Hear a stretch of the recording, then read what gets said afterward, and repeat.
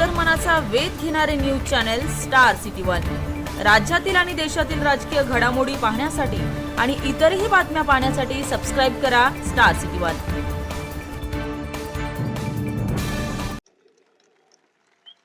पण माझी महाराष्ट्राकडे देखील अपेक्षा आहे,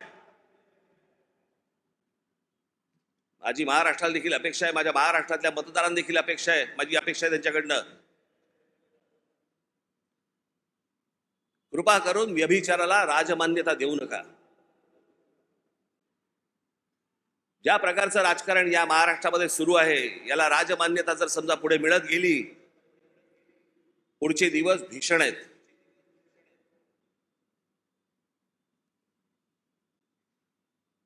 पण या आजच्या सगळ्या परिस्थितीमध्ये जेव्हा सगळ्या बाजूने मी जेव्हा पाहतो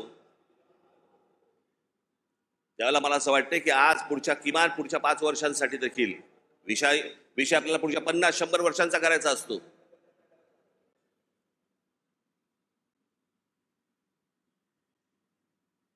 पण इथे ज्यावेळेला मी बसलो होतो, ज्यावेळेला देवेंद्र फडणवीस आणि मुख्यमंत्र्यांबरोबर, त्याच्यानंतर माझं आणि देवेंद्र फडणवीसांचं बोलणं झालं आणि मी म्हटलं की मला नको ते, म्हटलं तर मला त्या वाटाघाटी मला पाडू का याच्यामध्ये।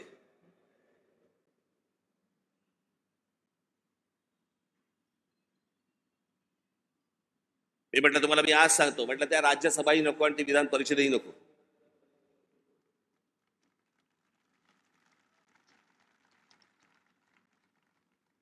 पण या देशाला चांगल्या खंबीर नेतृत्वाची गरज आहे, ज्याच्याकडनं माझ्या अपेक्षा आहेत त्याही पूर्ण झाल्या नाही तर राज ठाकरेंचं तोंड आहेच।